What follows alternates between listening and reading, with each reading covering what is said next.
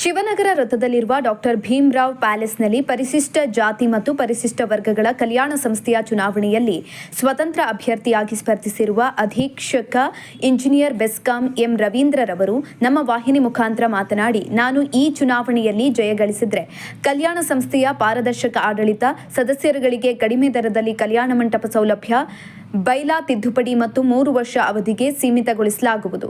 ಅಧ್ಯಕ್ಷರಿಗೆ ಕವಿ ಪ್ರ.ನಿ. ಹಾಗೂ ಎಲ್ಲ ಎಸ್ಕಾಂಗಳ ನಿರ್ದೇಶಕರ ಸ್ಥಾನ ಕಲ್ಪಿಸಲಾಗುವುದು. ಸೇವೆಯಲ್ಲಿರುವ ಸದಸ್ಯರು ಅಕಾಲಿಕ ಮರಣ ಹೊಂದಿದರೆ ಅವರಿಗೆ ಆರ್ಥಿಕ ನೆರವು ನೀಡಲಾಗುವುದು. ವಾರ್ಷಿಕ ಆರೋಗ್ಯ ತಪಾಸಣೆ, ಕಲ್ಯಾಣ ಸಂಸ್ಥೆಯ ವಿಭಾಗ ಸಮಿತಿಗೆ ಎಲ್ಲ ವಿಭಾಗಗಳಲ್ಲಿ ಕಚೇರಿ ಸ್ಥಾಪಿಸಲು ಕ್ರಮ ಕೈಗೊಳ್ಳಲಾಗುವುದು. ಎಲ್ಲ ಕಾಮಗಾರಿಗಳು ಹಾಗೂ ಖರೀದಿಗಳನ್ನು ಟೆಂಡರ್ ಮೂಲಕ ಮಾಡಲಾಗುವುದು. ಸದಸ್ಯತ್ವ ನೋಂದಣಿ ಆನ್ಲೈನ್ ಮಾಡಲಾಗುವುದು. ಕಲ್ಯಾಣ ಸಂಸ್ಥೆ ಸದಸ್ಯರುಗಳಿಗೆ ಬಡ್ತಿ ಹಾಗೂ ರೋಸ್ಟರ್ ಕುರಿತು ತರಬೇತಿ. ಮೈಸೂರಿನ ಕಟ್ಟಡ ಪೂರ್ಣಗೊಳಿಸುವುದು. ಎಲ್ಲ ಸದಸ್ಯರೊಂದಿಗೆ ಕಾಲಕಾಲಕ್ಕೆ ಆನ್ಲೈನ್ ವಿಸಿ ಸಭೆಗಳನ್ನು ನಡೆಸಲಾಗುವುದು. ವಿಭಾಗವಾರು ಕುಂದುಕೊರತೆ ನಿವಾರಣಾ ಸಮಿತಿಗಳನ್ನು ರಚಿಸಲಾಗುವುದು. ಭೀಮರಾವ್ ಪ್ಯಾಲೇಸ್ ಕಲ್ಯಾಣ ಮಂಟಪ ನಿರ್ವಹಿಸಲು ಉನ್ನತ ಮಟ್ಟದ ಸಮಿತಿ ರಚನೆ.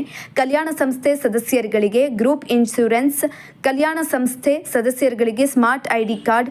ಸೇವೆಗೆ ನಮ್ಮ ಧ್ಯೇಯ ಸತ್ಯನಿಷ್ಠೆ, ಪಾರದರ್ಶಕತೆ ಮತ್ತು ಕಲ್ಯಾಣ ಸಂಸ್ಥೆ ಅಭಿವೃದ್ಧಿಗೆ ನಾನು ಬದ್ಧ ಅಂತ ನಮ್ಮ ವಾಹಿನಿ ಮುಖಾಂತರ ಎಂ ರವೀಂದ್ರರವರು ತಿಳಿಸಿದ್ದಾರೆ. ಎಲ್ಲರಿಗೂ ನಮಸ್ಕಾರ. ನಾನು ರವೀಂದ್ರ, ಸೂಪರಿಂಟೆಂಡೆಂಟ್ ಇಂಜಿನಿಯರು, ಬೆಸ್ಕಾಂದಲ್ಲಿ ಕೆಲಸ ಮಾಡ್ತಾ ಇದ್ದೀನಿ. ನಾನು ಇಂದು ನಡೆಯುತ್ತಿರುವ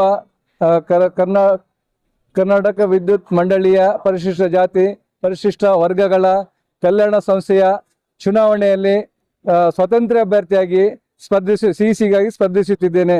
ದಯಮಾಡಿ ತಾವೆಲ್ಲರೂ ಈ ಸಂಸ್ಥೆಯ ಬದಲಾವಣೆಗಾಗಿ, ಪುನರ್ ನಿರ್ಮಾಣಕ್ಕಾಗಿ, ಸಂಸ್ಥೆಯ ಎಲ್ಲ ಸದಸ್ಯರ ಏಳಿಗೆಗಾಗಿ ತಮಗೆ ಬೆಂಬಲಿಸಿ ನನಗೆ ಜಯಿಸಿ ಸಂಸ್ಥೆಯನ್ನು ಜಯಿಸಲು ನನ್ನ ಜಯ ಎಲ್ಲ ಸದಸ್ಯರ ಜಯ ಅಂತ ತಿಳ್ಕೊಂಡು ತಾವೆಲ್ಲರೂ ದಯಮಾಡಿ ಬಂದು ಒಂದು ಓಟು ನನಗೆ ಹಾಕಿ ನನಗೆ ಜಯಶೀಲರಾಗಿ ಮಾಡಬೇಕು. ಆಮೇಲೆ ಓಟ್ ಹಾಕಿದ ಮೇಲೆ ಎಲ್ಲರಿಗೂ ಊಟದ ಅರೇಂಜ್ಮೆಂಟ್ ಮಾಡಿದ್ದೀವಿ ನಾವು. ತಾವೆಲ್ಲರೂ ದಯಮಾಡಿ ಊಟ ಮಾಡ್ಕೊಂಡ್ಬಿಟ್ಟು ಶಾಂತಿ ಕಾಪಾಡ್ಕೊಂಡ್ಬಿಟ್ಟು ಈ ನಮ್ಮ ಸಂಸ್ಥೆಯ ಹೆಸರು ಮೇಲೆ ತರಬೇಕಂತ ಎಲ್ಲರಿಗೂ ಕೇಳ್ಕೊಂಡು ವಿನಂತಿಸಿಕೊಳ್ತೇನೆ. ನಾವು ಗೆದ್ದು ಬಂದರೆ 3 ತಿಂಗಳೊಳಗಾಗಿ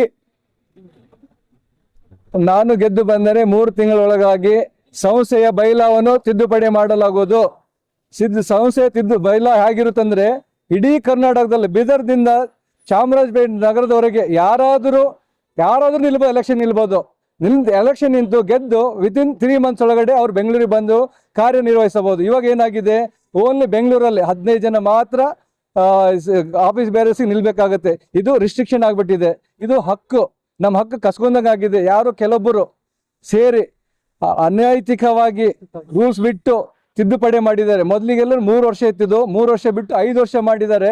ಈ ಬೈಲಾ ಹೇಗಿದೆ ಅಂದ್ರೆ, ಯಾರು ಪ್ರೆಸಿಡೆಂಟ್ ಕ್ಯಾಂಡಿಡೇಟ್ಗೆನೆ ಎಲಿಜಿಬಿಲಿಟಿ ಇಲ್ಲ, ಹಂಗೆ ಎಲೆಕ್ಷನ್ ನಡೀತಾ ಇದೆ ನಮ್ದು. ಇದು ನಮ್ದು ದುರಂತ. ಇಷ್ಟು ವರ್ಷಗಳು ಒಳ್ಳೆ ರೀತಿಯಿಂದ ನಡ್ಸ್ಕೊಂಡು ಹೋಗುತ್ತೆ ಅಂತ ಹೇಳ್ಬಿಟ್ಟು ನಾನು 1990 ಜಾಯ್ನ್ ಆಗಿ ಅವಾಗಿಂದು ಸಕ್ರಿಯವಾಗಿದ್ದೆ.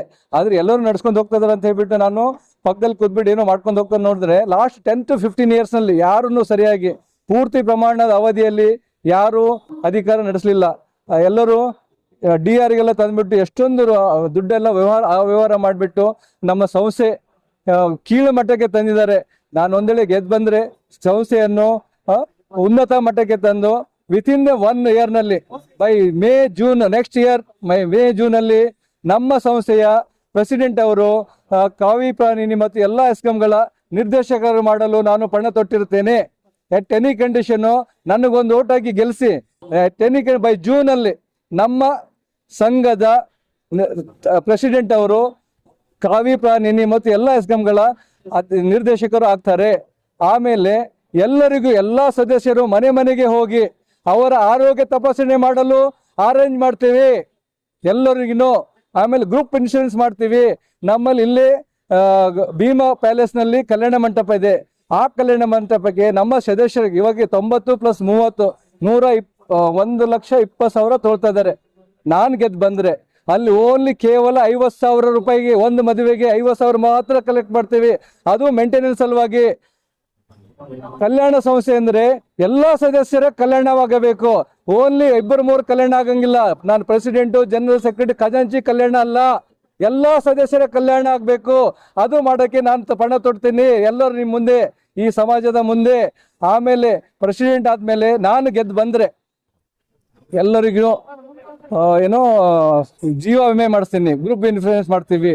ಆನ್ಲೈನಲ್ಲಿ ಯಾರನ್ನು ಮೆಂಬರ್ಸು ಇಲ್ಲಿವರೆಗೆ ಬಂದು ಮೆಂಬರ್ಶಿಪ್ ಮಾಡ್ಬೇಕಾಗಿಲ್ಲ. ಅಲ್ಲಲ್ಲೇನೆ ಆನ್ಲೈನಲ್ಲೇ ಮೆಂಬರ್ಶಿಪ್ ಮಾಡ್ಬೋದು. ಯಾವತ್ತು ಅವ್ರು ಮೆಂಬರ್ ಆಗ್ತಾರೆ ಅವತ್ತಿನ ಮಾತ್ರ ಅಮೌಂಟ್ ಕಲೆಕ್ಟ್ ಮಾಡೋದು. ಇವಾಗ ಏನಾಗಿದೆ, ಅವ್ರು ಸರ್ವಿಸಲ್ಲಿ ಒಂದು 10 ವರ್ಷ ಹಿಂದೆ ಸೇರಿರ್ತಾರೆ, ಇವಾಗ ಮೆಂಬರ್ಶಿಪ್ ಆಗ್ತಾ ಬಂದ್ರೆ ಅವ್ರು 10 ವರ್ಷದ ಅರಿಯರ್ಸ್ ಕೊಡಿ ಅಂತ ಕೇಳ್ತಾರೆ. ಅದು ಬೇಕಾಗಿಲ್ಲ ನಮಗೆ. ನಮ್ಮ ಮೆಂಬರ್ಶಿಪ್, ನಮ್ಮ ಕಲ್ಯಾಣ ಸಂಸ್ಥೆ, ನಮ್ಮ ಸದಸ್ಯರಿಗೆ ಕಲ್ಯಾಣ ಆಗ್ಬೇಕಂದ್ರೆ ಯಾವತ್ತು ಅವ್ರು ಮೆಂಬರ್ ಆಗ್ತಾರೆ ಅವತ್ತಿನಿಂದನೇ 100 ರೂಪಾಯಿ ಕಲೆಕ್ಟ್ ಮಾಡ್ತೀವಿ. ಮೆಂಬರ್ಶಿಪ್ ಫೀ 50 ರೂಪಾಯಿ ಇದೆ. ಆ ಫೀ ವೇವಲ್ ಮಾಡ್ತೀವಿ ನಾವು ಆನ್ಲೈನಲ್ಲೇ. ಅಲ್ಲೇನೆ ನಾವು ಸ್ಪ್ರೆಡ್ ಶೀಟ್ ಹಾಕ್ಬಿಟ್ಟು ಎಲ್ಲರಿಗೆ ಕಳಿಸ್ಕೊಡ್ತೀವಿ. ಆಮೇಲೆ ವೆಬ್ಸೈಟ್ ಕ್ರಿಯೇಟ್ ಮಾಡಿಬಿಟ್ಟು ಪ್ರತಿ ವರ್ಷ ಆಡಿಟ್ ಮಾಡಿಸಿ ಅಕೌಂಟ್ಸ್, ಇಲ್ಲಿವರೆಗೇನು 20 ವರ್ಷ ಆದರೂ ಅಕೌಂಟಿಂಗ್ ಆಗಿಲ್ಲ, ಆಡಿಟಿಂಗ್ ಆಗಿಲ್ಲ ಸರಿಯಾಗಿ, ಅದು ಎಲ್ಲನೂ ಸರಿಪಡಿಸಿ ಪ್ರತಿ ವರ್ಷ ಮುಂದಿನ ದಿನಗಳಲ್ಲಿ ಪ್ರತಿ ವರ್ಷನೂ ಆಡಿಟ್ ಮಾಡಿಸಿ ಶ್ವೇತಪತ್ರ ಹೊರಡಿಸಲಾಗುವುದು. ಎಲ್ಲಿ ವೆಬ್ಸೈಟಲ್ಲಿ ಹಾಕ್ತೀವಿ ನಾವು ಪ್ರತಿ ವರ್ಷ, ವೆಬ್ಸೈಟಲ್ಲಿ ಆಡಿಟ್ ಮಾಡಿಸಿ. ಆಮೇಲೆ ನಮ್ಮ ಭೀಮಾ ಪ್ಯಾಲೇಸ್ ಗ್ರೀನ್ ಹೌಸ್ ಅಂತ ಮಾಡ್ತೀವಿ. ಗ್ರೀನ್ ಹೌಸ್ ಅಲ್ಲಿ ನಾವು, ಗ್ರೀನ್ ಹೌಸ್ ಅಂದ್ರೆ ಏನು, ಸೋಲಾರ್ ಎನರ್ಜಿ ಜನರೇಟ್ ಮಾಡಿಬಿಟ್ಟು ಬೆಸ್ಕಾಂ ಗ್ರಿಡ್ಗೆ ಕೊಟ್ಟು ನಾವು ಎನರ್ಜಿ ಜನರೇಟ್ ಮಾಡ್ತೀವಿ. ಜನರೇಟ್ ಮಾಡಿ ಸೇಲ್ ಮಾಡಿಬಿಟ್ಟು ಸಂಪತ್ತು ಕ್ರೋಢೀಕರಿಸ್ತೀವಿ. ಸಂಪತ್ತು ಕ್ರೋಢೀಕರಿಸಿ ಇಡೀ ಎಲ್ಲ ಕರ್ನಾಟಕ ಎಲ್ಲ ಮೂಲೆಗಳಲ್ಲಿ ಎಲ್ಲಾ ಸದಸ್ಯರಿಗೆ ಅನುಕೂಲ ಆಗುವಂತೆ ಕಲ್ಯಾಣ ಮಂಟಪವನ್ನು ಕಟ್ಟಿಸ್ತೀವಿ. ಸೊ ದಯಮಾಡಿ ಒಂದು ಸ್ವತಂತ್ರ ಅಭ್ಯರ್ಥಿಯಾದ ನಾನು ಡಾಕ್ಟರ್ ಎಂ ರವೀಂದ್ರ ಅವರಿಗೆ ಒಂದು ತಮ್ಮ ಅಮೂಲ್ಯವಾದ ಮತವನ್ನು ನೀಡಿ ಜಯಶೀಲರಾಗಿ ಮಾಡಬೇಕಾಗಿ ವಿನಂತಿ. ಜೈ ಹೇ, ಜೈ ಭೀಮ್. ಜೈ ಭೀಮ್ ವಂದನೆಗಳನ್ನ ತಿಳಿಸ್ತಾ ಇದ್ದೀನಿ. ಏನ್ 26-31ನೇ ಸಾಲಿನಲ್ಲಿ ಏನು ಚುನಾವಣೆ ನಡೀತಿದೆ, ಸ್ವತಂತ್ರ ಅಭ್ಯರ್ಥಿಯಾದಂತ ರವೀಂದ್ರ ಸರ್ ಅವರು ಬಹಳ ಉತ್ಸಾಹಿಯಾಗಿದ್ದಾರೆ. ಏನು ಸಂಸ್ಥೆಯ ಏನು ಹಿತದೃಷ್ಟಿಯನ್ನ ಇಟ್ಕೊಂಡು ಅವ್ರೇನು ಇಂಡಿಪೆಂಡೆಂಟ್ ಆಗಿ ಈಗ ಸ್ಪರ್ಧೆ ಮಾಡಿದ್ದಾರೆ. ಈ ಸಂಸ್ಥೆನ ಒಂದು ಉತ್ತಮವಾದ ರೀತಿಯಲ್ಲಿ ನಡೆಸ್ಕೊಂಡು ಹೋಗೋದಕ್ಕೆ ಏನೆಲ್ಲ ಬೇಕಾದ ಮಾಸ್ಟರ್ ಪ್ಲಾನ್ ಒಂದು ಅವರಲ್ಲಿ ಇದಿದೆ, ಅದನ್ನ ನಡೆಸ್ಕೊಳ್ಳೋಕ್ಕೋಸ್ಕರ ತಾವೆಲ್ಲರೂ ಸ್ವತಂತ್ರ ಅಭ್ಯರ್ಥಿಗೆ ತಾವೆಲ್ಲರೂ ಡೆಲಿಗೇಟ್ಸ್ಗಳು ಒಂದು ಮತ ನೀಡಿ ಅವ್ರನ್ನ ಜಯಶೀಲ ಮಾಡ್ಬೇಕಂತ ಕೇಳ್ಕೊಳ್ತಾ ಈ ಮೂಲಕ ತಮ್ಮೆಲ್ಲರೂ ಕೇಳ್ಕೊಳ್ತಾ ಇದ್ದೀವಿ. ಜೈ ಭೀಮ್, ಜೈ ಭೀಮ್, ಜೈ ಭೀಮ್.